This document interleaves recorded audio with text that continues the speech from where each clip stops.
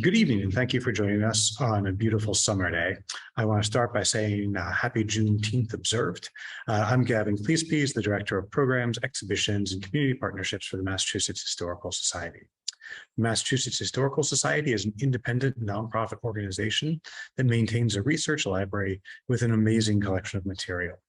We hold close to 14 million manuscript pages of letters, diaries, journals, and notes from U.S. presidents, authors, community leaders, and protesters. For the past 230 years, we have made our collections available to researchers. We also host a wide variety of programs on topics related to Massachusetts and American history.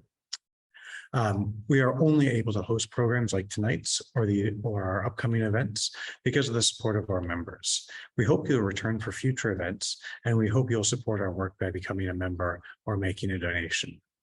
This evening, we're joined by Bancroft Prize winning author Robert Gross and 3 historians that have been influenced by and have been in dialogue with Professor Gross for many years.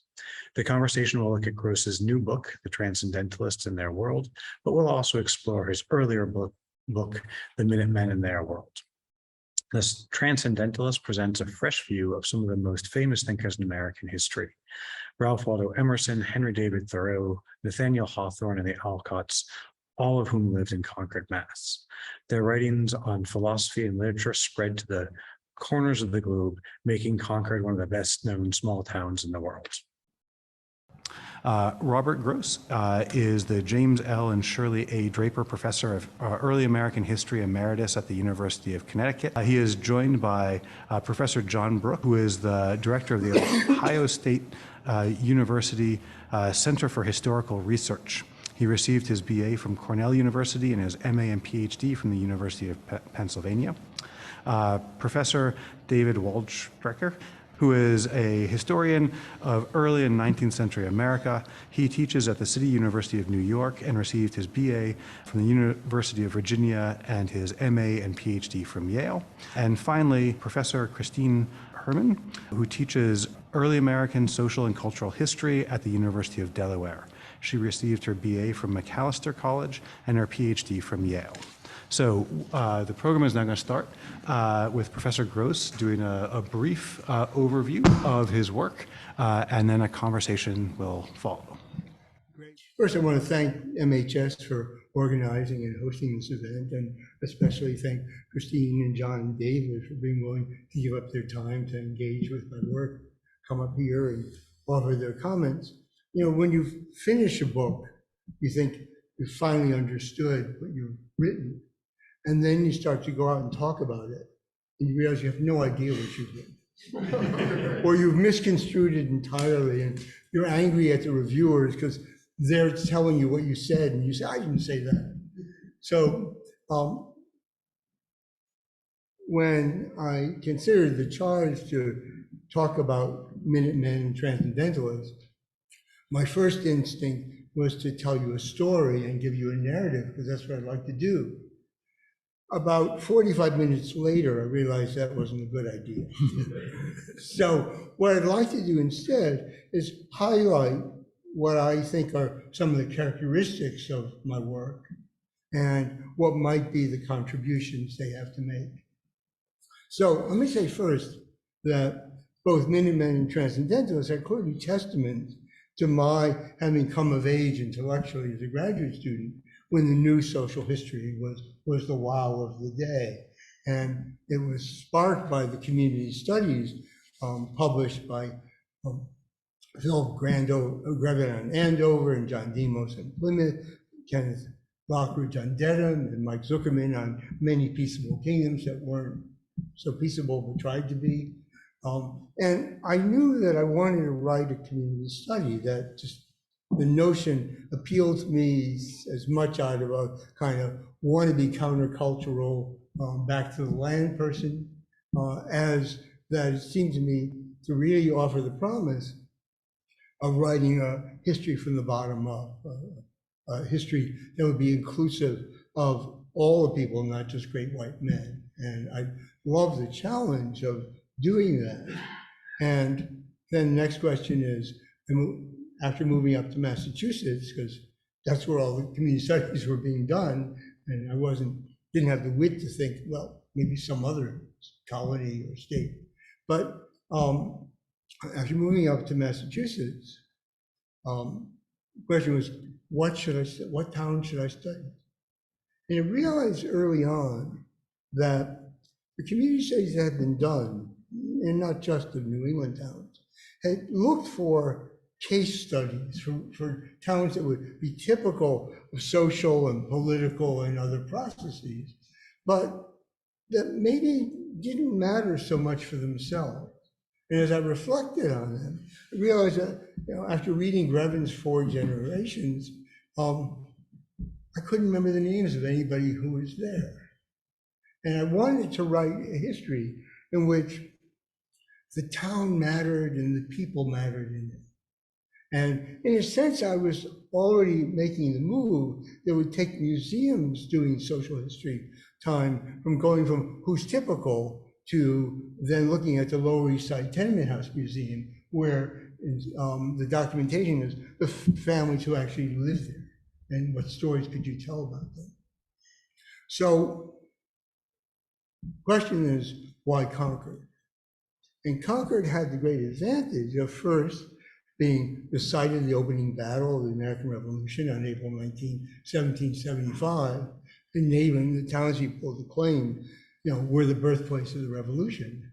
And then secondly, 60 years later, Concord is the sort of epicenter of Transcendentalism, of the intellectual movement that some people like to claim was somehow the culmination of what the Minutemen had started.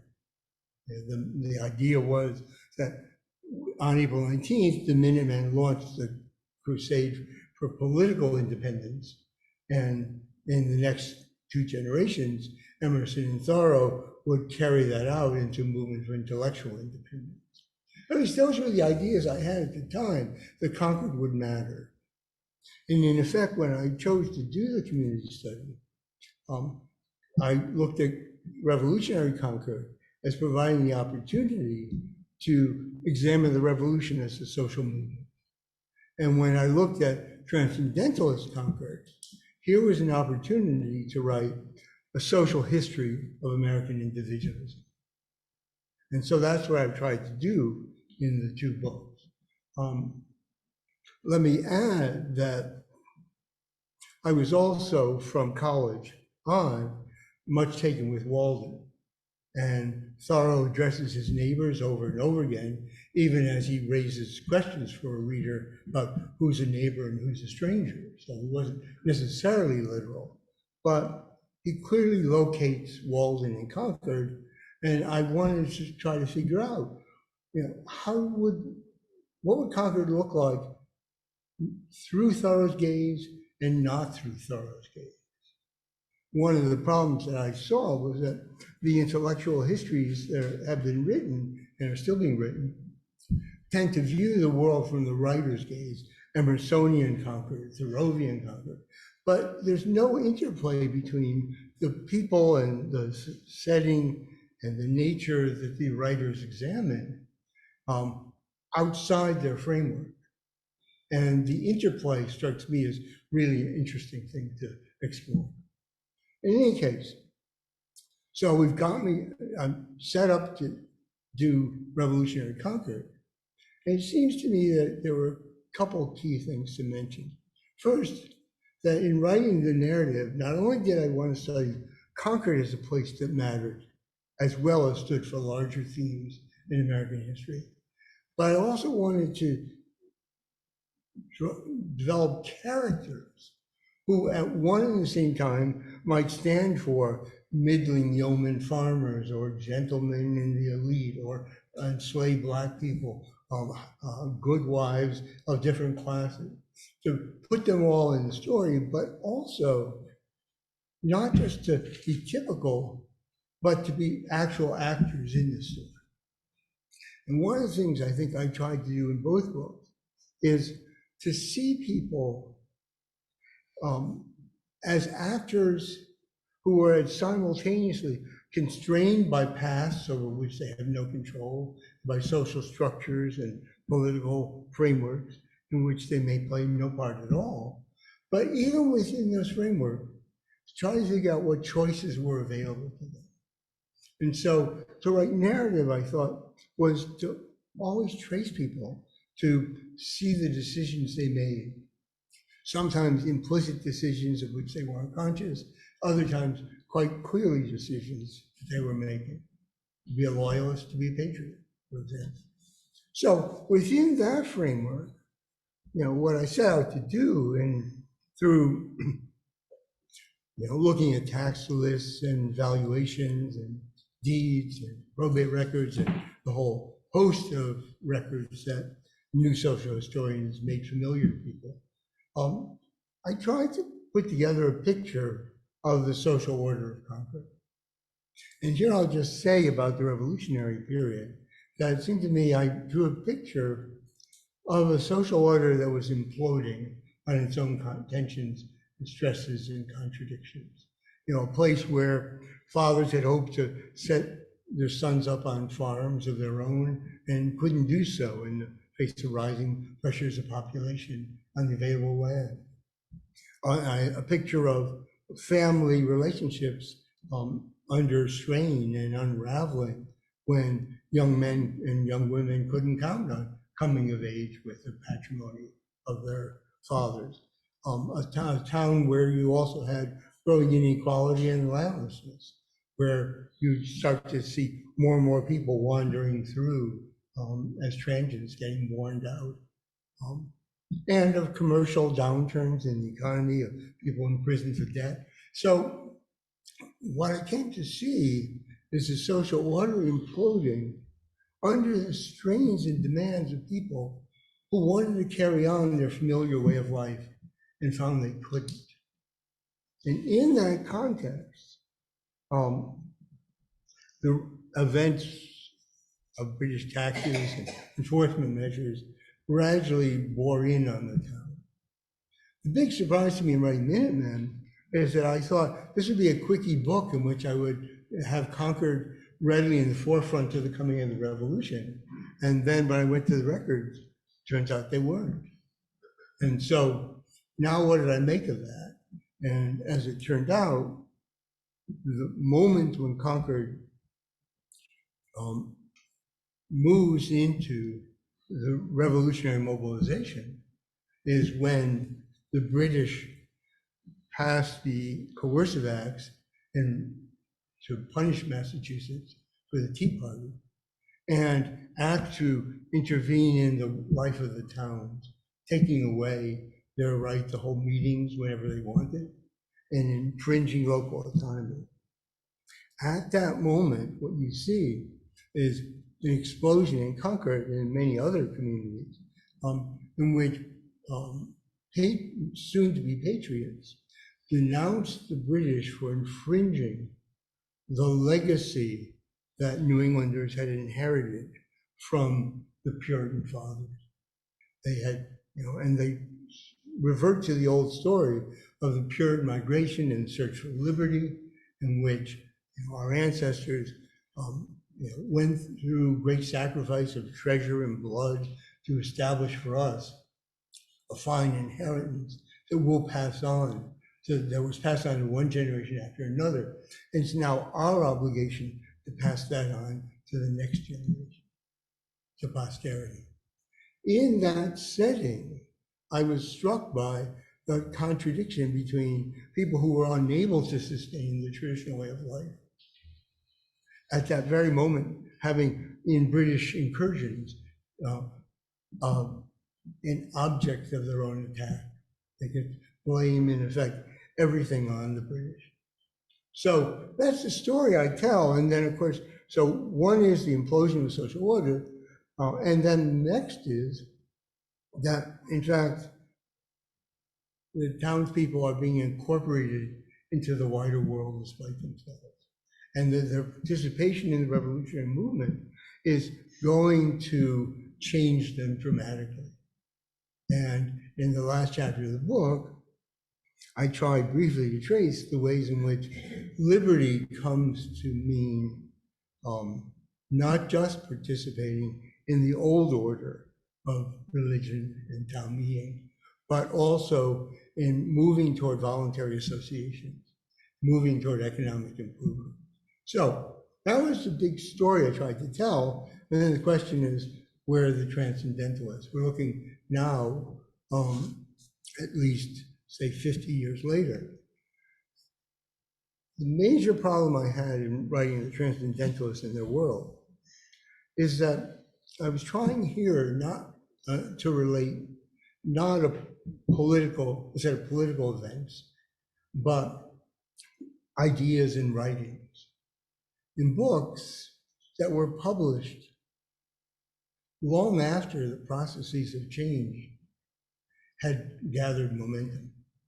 So the question was, how do you frame such a book? What's the good chronology?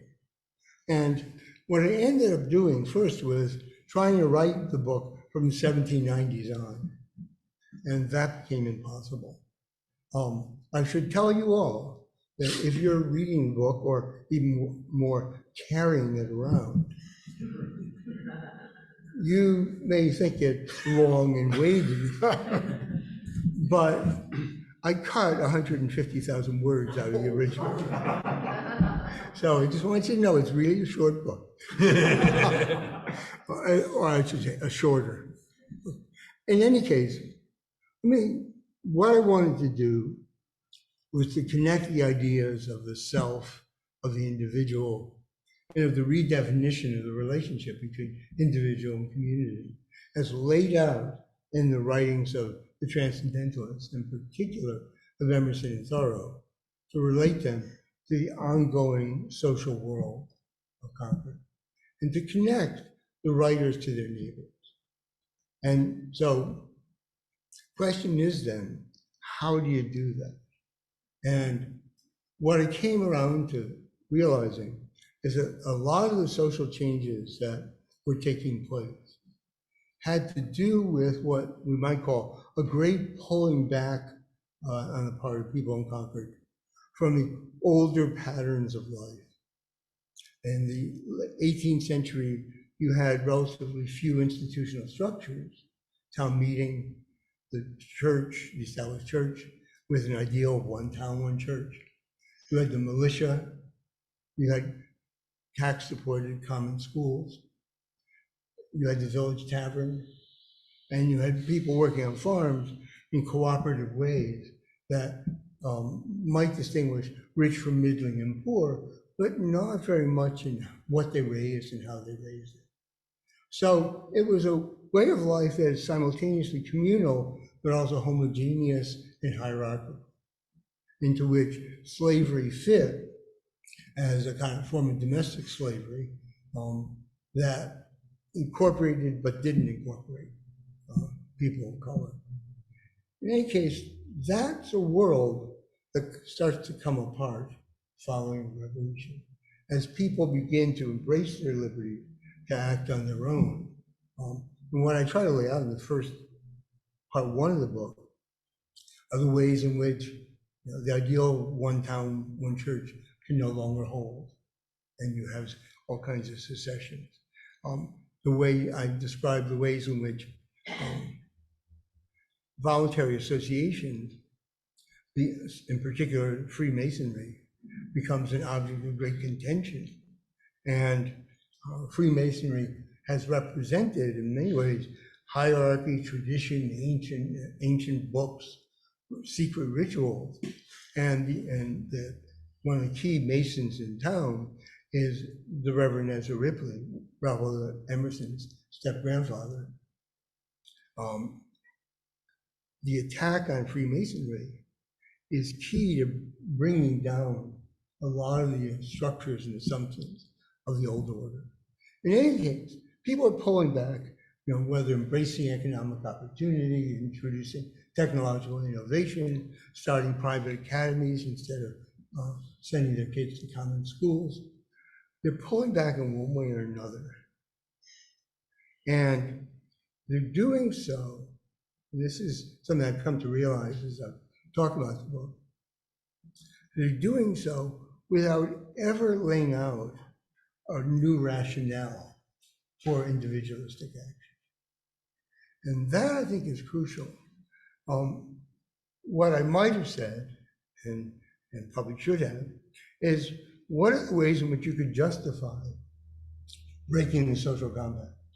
One might be embracing Adam Smith's self-interested economic actor, and the idea that the invisible hand of the market will make things work. Second would be to embrace evangelical Christianity and put your faith in born-again Christians who are sustained at the same time by their churches and denominations. But for liberal Protestants in Concord, that's not going to work. And it's particularly a problem because Ezra Ripley, Emerson's step-grandfather, has been preaching over and over again from his installation in 1778 to his death in 1841, what I call in the book an ideology of interdependence, that we all belong to society and community. And that's how we realize ourselves. So people are acting one way, but still claiming to believe another way. And what I suggest in the book is that Transcendentalism gets an audience, crucially, because it speaks to a community experiencing rapid social change. That what Emerson and the Transcendentalist, reform-minded ministers of the 1830s are really doing is saying, you live in a world where you can't count on anything to remain fixed. Nothing will be stable. The only thing that you can, in religion, dogmas change, forms of hierarchy change. There's variety in almost every aspect of religion. But the one thing you have to rely on is your soul, yourself. You're part of the universal divine being. Trust yourself. So Transcendentalism offers that, but in fact, I try to suggest in the book, it's not in fact embraced by most people in Concord. What I think you can say is that it addresses questions of social change and how to deal with them, to speak directly to people's experiences. But that doesn't mean they have to embrace Transcendentalism as the answer. In large part, because while they are moving away from older beliefs and institutions, nonetheless, they still hold to the notion of owing something to the community. This is particularly the case of women in the town, who are the key force in charitable activities, and then in temperance, and most importantly in abolitionism. So no one's going to break radically with community, but the larger story I try to offer is one that also shows how the community is reordered with a faith in the individual as the foundation. But nonetheless, that individual still living with a sense of commitment to a civic culture. So let me stop there. That's already too long. But one other thing that I hope everybody gets out of the book is a vivid sense of place and of the characters in that place. I fear that having taken so many decades to put this story together, and now offering it to you as a community study, that I will not have revived the community study, but sunk it entirely. Because if anybody looked at it and say, wait, do I have to do all this research for that many years? Nobody will ever do such a study again. Thank you very much. John, would you like to?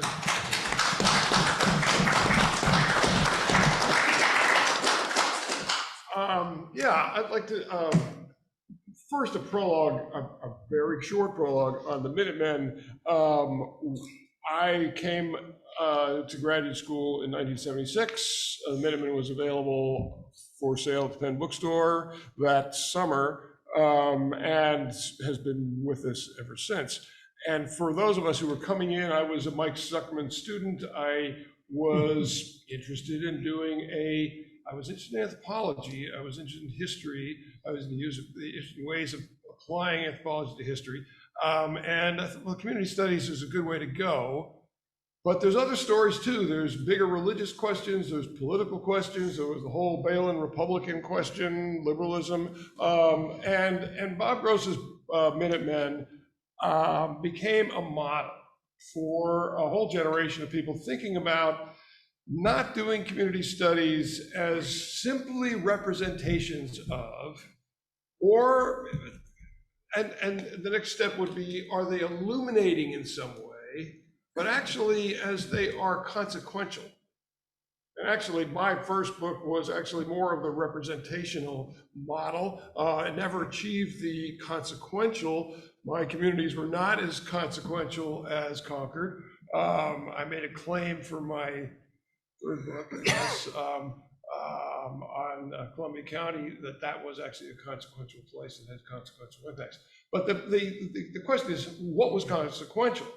And reading and rereading the Transcendentalists and thinking back somewhat, particularly to the early phases of the Minutemen, what I want to propose is that what Bob is exploring is he has absorbed other methodologies in the last 45 years, not just community studies. This is a collective biography of three people, of Ezra Ripley, Ralph Waldo Emerson, and Henry David Thoreau. I mean, it is a situated biography. And what are those three people doing with other lesser people that some of us know a little about, and a lot of people most of us don't know anything about. They were trying to influence people. Running through this book is this battle over influence. How can I influence my peers, the people of my community? How can I shape my community? And so what I'm struck by is how in the end, in a certain sense, both Thoreau and Emerson have given up on Concord. Thoreau became a hermit and eventually influenced dissident cultures of the 20th century. And Ralph Waldo Emerson had become an itinerant lecturer / preacher on his way toward an enormous role in the Civil War, which we get a little glimpse of.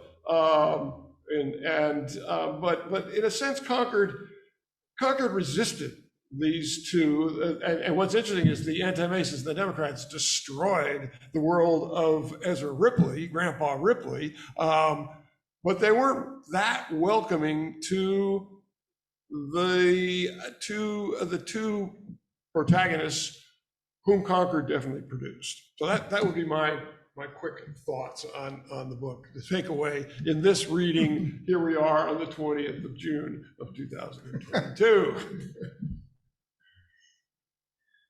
David? Oh, I'm deferring. I'm the junior partner here. I want to hear what they say first. Give a break. The smart guy, always in the weeds. Yeah, right. That was easily well, I am happy to sit here and testify to the importance of Bob Gross's influence in the field of history generally. I read Minutemen and Their World for the first time in the 1970s.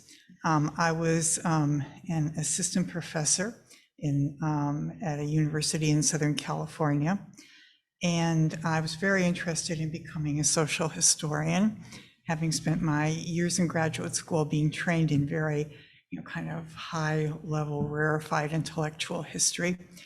And Minutemen in Their World was just it came to me like a revelation. I was looking for a model for writing social history that did not sound as faux social science-y and sort of antiseptic as the other social histories, very much influenced by quantitative methodology that were out there. You know, you would turn the pages of these books and you could just see their authors, all guys with their pocket protectors, you know, writing this execrable, dry prose. And I'm reading this stuff, I'm thinking, who outside the academy is going to want to read this stuff? And then comes the Minutemen and their world, and these ordinary people absolutely brought to life in a way that was a model for me thinking about how to write history.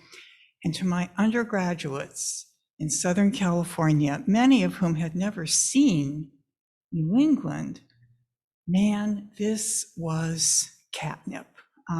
There was gender, there was race, there was New England, and it was not only vivid and real to me and to them in a way that kept them turning the pages, but it was also a revelation in that Bob in Minutemen just so brilliantly wedded social history to intellectual history.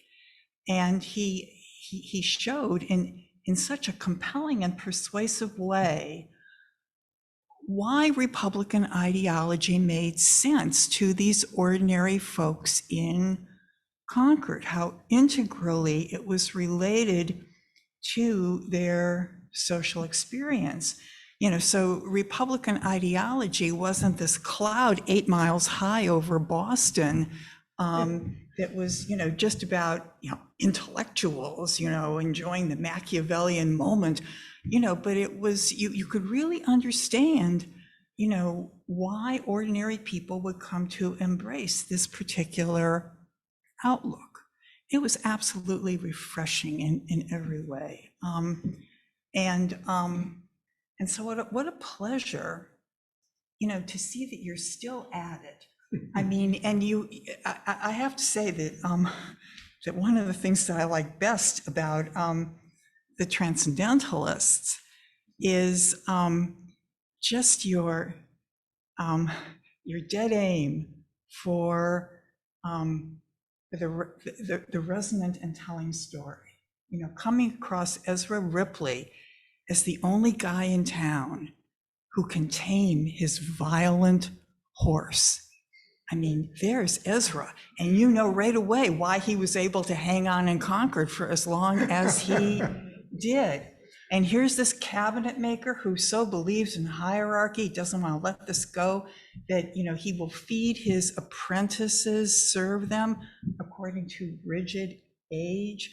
You know, and you just, wow, I've got it, I see it, you know, I can really wrap my, you're just so good at it. Oh my gosh. Well, all right, I'm gonna shut up. Your turn. Okay. I come into the story a little bit later, but not that much later, actually. I was an undergraduate in the 1980s and in the mid to late 80s, and my undergraduate mentor, who I took several courses with, was Stephen Innes, who, like Christine, wrote what I came to think of as a second wave Massachusetts community study, where Steve and Christine asked, okay, well, we've looked at these early towns, we've looked at Andover, we've looked at Dedham, we've looked at maybe even Concord. What about Marblehead? What about towns further out on the frontier? What about towns that don't look typical? What if we extend the chronology? What if we look at towns that had a different political economy? And so the that tradition of the community study was getting enlivened, it was getting complicated, and I read this kind of work, and it was certainly I was getting excited about it, but maybe it was because I wasn't from New England, or I wasn't from a town, I was from the suburbs. I couldn't imagine writing doing this kind of work, certainly. But I also there was something about the way that reading Minutemen and Their World as an undergraduate, and I had not just my own students, but met so many historians over the year who had an experience very much like I did of getting turned on to history by the combination of narrative and eloquence, but also just the consequential nature of the story, that there was a way that you could connect social change in a place like Concord with the story of the American Revolution, with a national story, with a political story, and not just, I don't think it was just that you could connect them, that you could see that he explained the American Revolution as a social movement, but also that he did so in a way that kept it real, because the line was not direct. It was full of irony. It was because they were trying to preserve things that they were so conservative that they became revolutionary, right? So instead of this hectoring, no, it wasn't really a revolution, or yes, they were radical, there was something in between and funny, and that was maybe distinctly American, maybe not distinctly American, maybe something that taught us something about politics, about the ironies and complications of the way things really work on the ground if you're paying attention, about the ways in which history shapes people, but also the way that they end up doing things that they would never expect to do, precisely because they're trying to keep things the same. And that really, that spoke to me, and I think it has spoke to so many.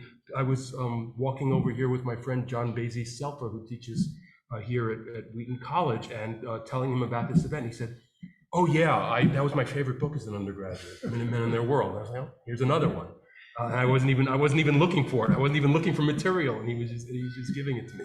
So to me, there's so much about the what it is we do, and what it is I wanted to do, that begins with a book like this, but also because Minutemen, as I think Christine suggested, also solved a real problem of this social history that was sometimes dry, that had this power of explaining social change and tracing it and comparing it in different places and trying to explain change over time, but that sometimes didn't speak to national history, sometimes didn't get out of the 17th century or the 19th century, these places where it was obvious there was so much social change, but sometimes the social change was hard to map onto political history. And also, as Christine said, and John too, sometimes got abstract and sometimes got away from what was going on in people's heads, what was meaningful for people, and stories about individuals that you could remember and that really put legs and faces on these dilemmas that made such important events. So continuity and change, the typical and the extraordinary, and how they are related, scaling from the local to the national and back, and of course the regional in between. But maybe as I thought about how the Minutemen become the Transcendentalists and Their World, and how this gem that works so well in the classroom actually becomes something on an epic scale, really, with the Transcendentalists. One of the through lines that I see is that Bob hinted at, but not in the language I'm going to use, is the multi-perspectival nature of everything Bob has done. And I always think of this essay that I loved so much when it came out, and that when I was in graduate school, that was about Shays' Rebellion, was about this period that he decided that couldn't fit in the story and wasn't even about Concord. In his book of essays, wonderful book of essays that Bob edited about Shays' Rebellion for the bicentennial that came out of a conference. And John also has a wonderful essay in it. He wrote an essay called The Confidence Man and the Preacher. It's about two social types and how and these two individuals that were, and I couldn't find my copy of it to be more descriptive about it, probably just as well I would end up taking too much time. But to me, it's an epitome of the way Bob has written a kind of history where he says, you know, there's no one person who explains everything or through whose eyes can explain it, or no three people. But if you can explain the way different people who are revealing or impactful or in a certain time and place, if you explain how they come into the story in different ways and become either important or revealing, you can end up writing a kind of history that is not necessarily objective, but about as close as historians come, which is to say that you're looking at it from, he's got upper class people, he's got working people, he's got middle class people, he's got women, he's got men, and this is what he does in both books. And he can't give equal time. The laws of history, where there are more sources for certain kinds of people, still shapes what we can do. But nevertheless, I'm so struck in how one of the big takeaways for Minutemen for me was the story of these young women who got pregnant in order to get out of their parents' household. And later on, when I read the footnotes more carefully, I realized, well, this was in articles years before Bob wrote it in the Transcendentalists, but he made it real. What does premarital pregnancy have to do with the American Revolution? It's right there. And then later on, what do women have to do with abolitionism? What do women have to do with Emerson and Thoreau? I know that other scholars have told this story, but Bob makes it central to the narrative, and you can't understand Concord or Transcendentalism or Walden without understanding that. So I'm going on, and I could go on for a long period of time, but to me, the achievement here tells these wonderful ironic stories, but they seem more real and more consequential and more the way things really happen, and you feel like you really understand what these people went through, and in a way where he's giving equal time and equal sympathy even to some people who I suspect that Bob doesn't especially like all that much. He makes you understand Ezra Ripley. And gives him, even though we might not be that sympathetic to him. And there's one line from the very end of the story when he's summing up the Transcendentalists that I think captures it, that really struck me. He writes that parochial circumstances stirred the Transcendentalist muse and prompted their enduring achievements. So it's not in spite of their parochial origins, but rather because of them, that Transcendentalism was what it was. And here I would argue a bit with what John said, is that I think Bob's arguing that it's precisely because they returned to and realized how grounded they were and wanted to be in Concord, that Emerson and Thoreau achieved what they did. That they were arguing in different ways.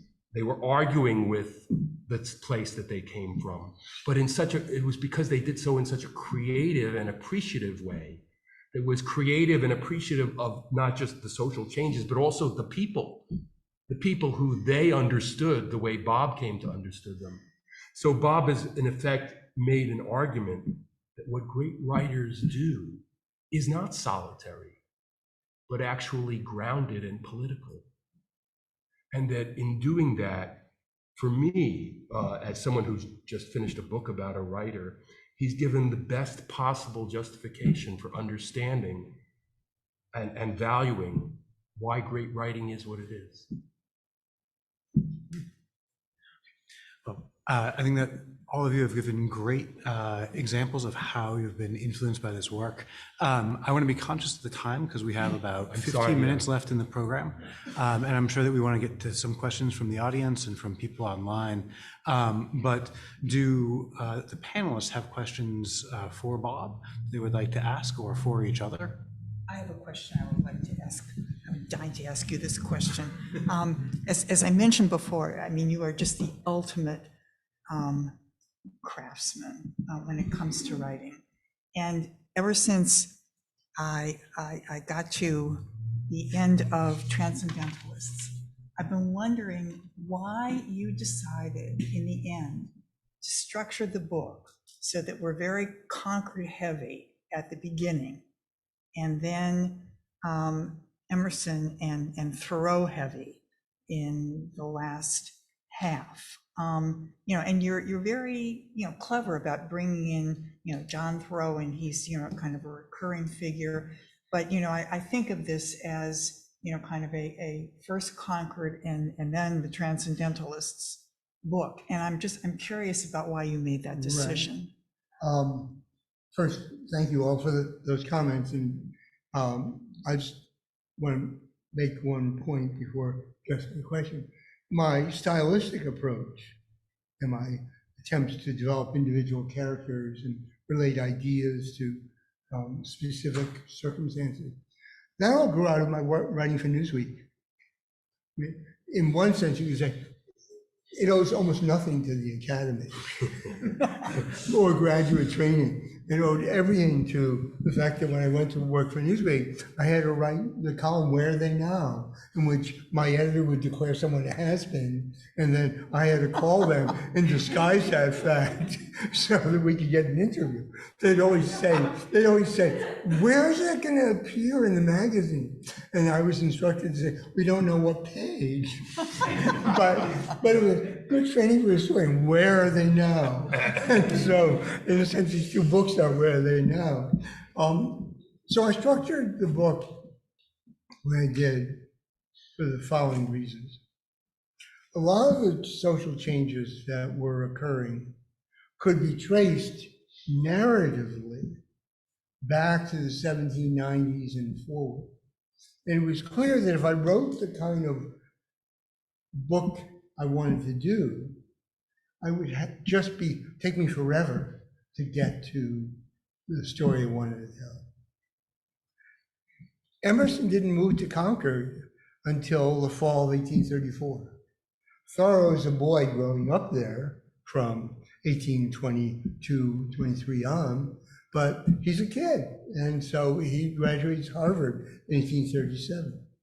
So the question was, how do you take a long process of social change and connect it to these writers?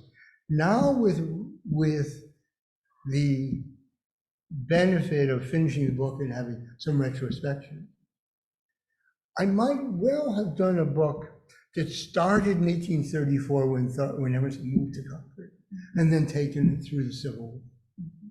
But it was clear that there was a quickening of social change in the 1820s that reached a kind of high point and crisis point for the town around 1837-38. And I thought I would use the first part of the book to frame the development, always starting in the middle of the 1820s and carrying it forward and steady it up. And I used the Thoreau family in each chapter to frame what was going to be there. I mean, if the breakup of religious unity is a key point in the town, but Henry David Thoreau is a little boy and Emerson hasn't moved there, when and how are you going to tell that story? So, but there's a second point that's really key here, and that is that I'm really, and this goes back to what John's alluding to, I'm really dealing with Concord in the age of villages that waxed and waned from somewhere after the War of 1812 to the Panic of 1837. And this was a period in which Concord could thrive and feel it was for a time in control of its destiny and riding the waves of change. And then with the panic and the coming of the railroad, even though lots of people were enthusiastic, the town was less distinctive. And so I realized that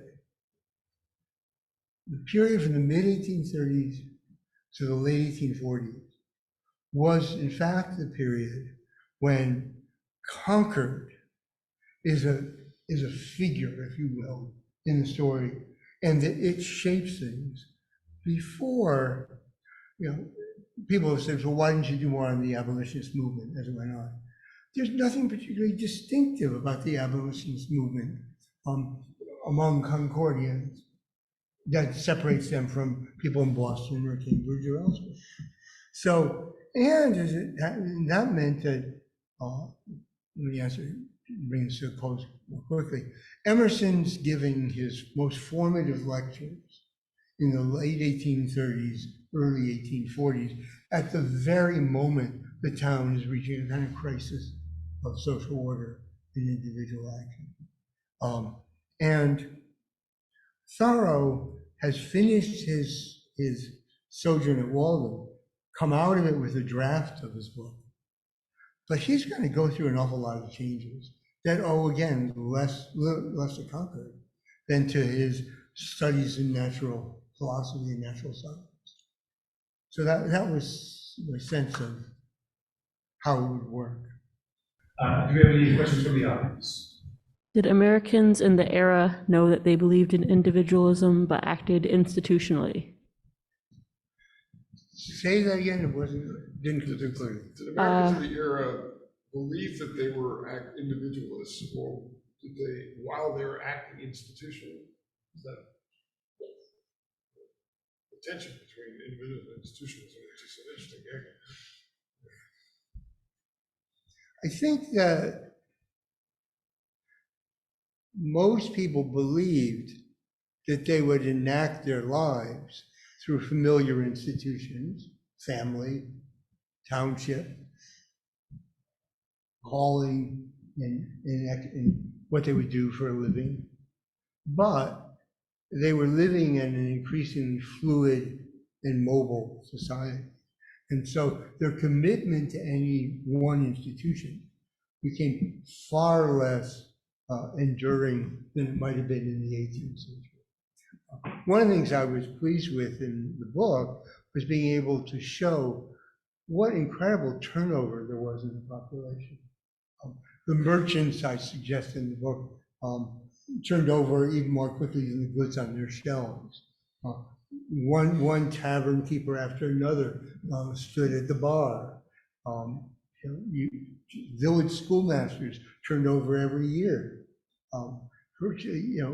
And what I discovered, and I was kind of pleased with this, is that when you look at the tax list or the census, and you have this huge proportion of people who persisted.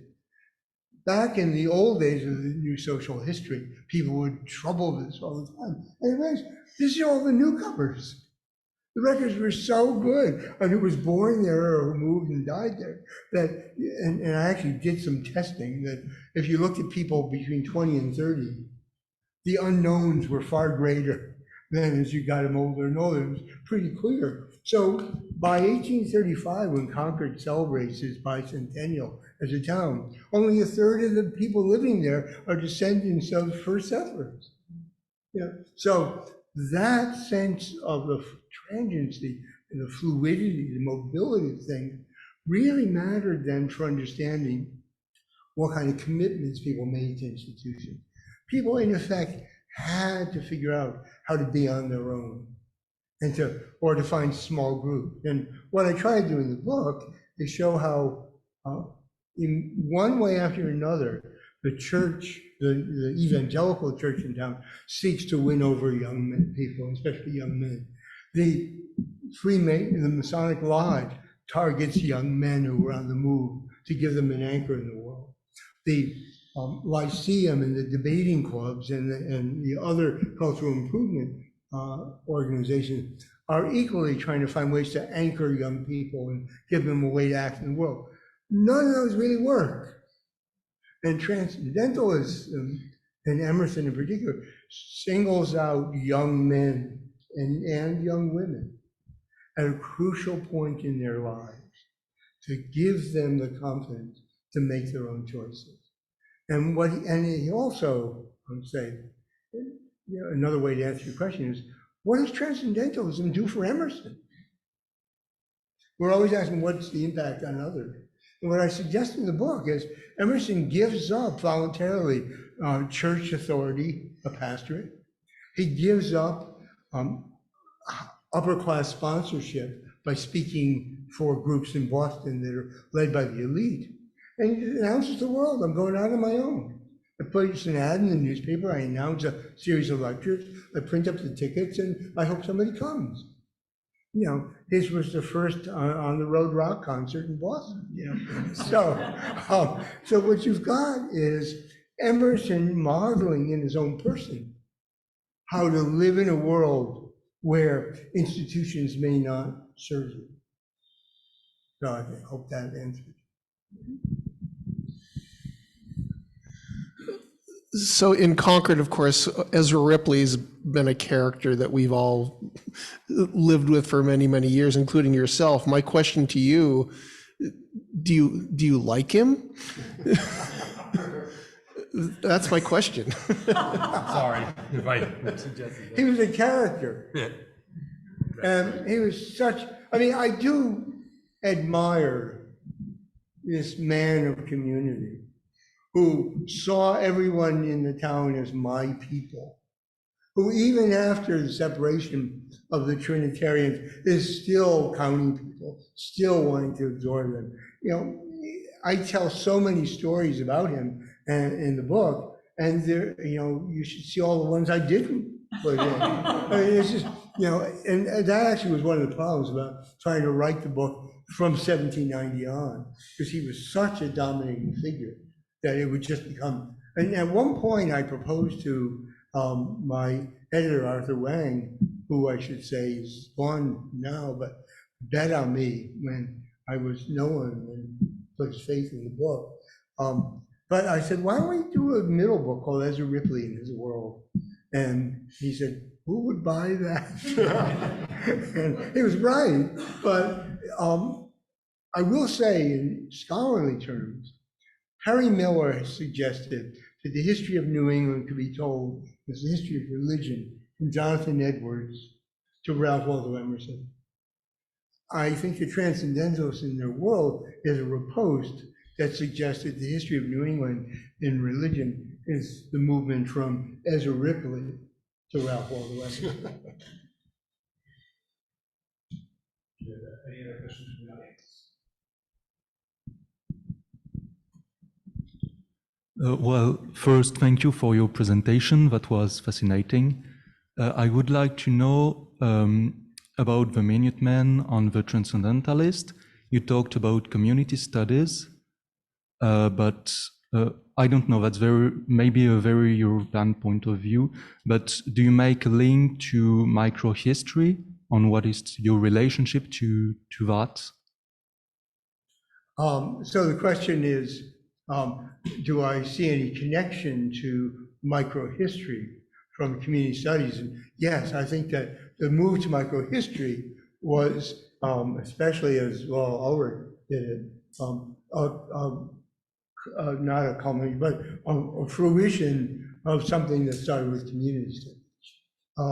And actually her way, I haven't mentioned here, but should have, that for all I look, one other person, or two other people should be mentioned here, and that's Paul Boyer and Steve Nissenbaum writing Save and Possess, whose work was also taking place where everybody cared about what happened there in Salem with witchcraft. And the way in which they wrote Save and Possess, I think, prefigures how Laurel wrote Midwife's Tale, except that she's more personally in the text. But let me interrupt you, Bob. Boyer and Nissenbaum, published in 1970, had to have influenced you too. Yes. Because they established this way of doing this kind of work that involved building the networks, building the networks and showing how people are situated in different camps, rooted in their location, same methodology.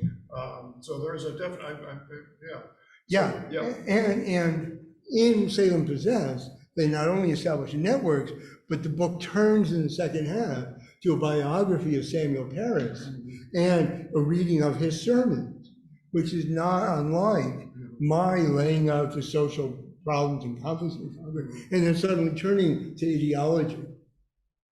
And so, and I met Steve and Paul at a conference, the New Social History, that was sponsored by the Essex Institute Historical, the Essex Institute. And it was presided over by the then director, David Little, whom I sought out when we moved up to Massachusetts for advice, you know, have any suggestions for what town I might study. And I had drawn up a list of a whole bunch of towns that looked like they were under severe pressure on their resources, they were going downhill.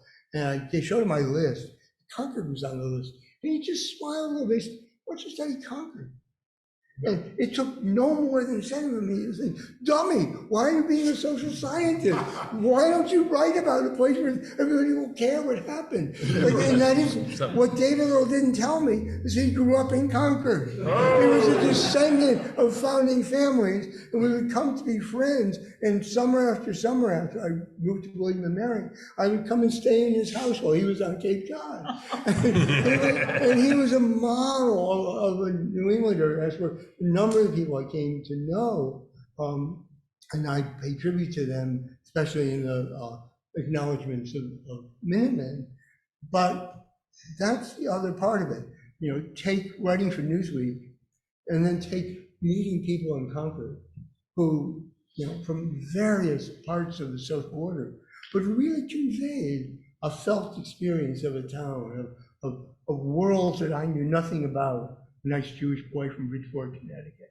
And they conveyed to me a sense of a place that I wanted to respect, that I would point out all its contradictions, I would deal with the issues, but David's right. I mean, I did want to give this multiple set of perspectives.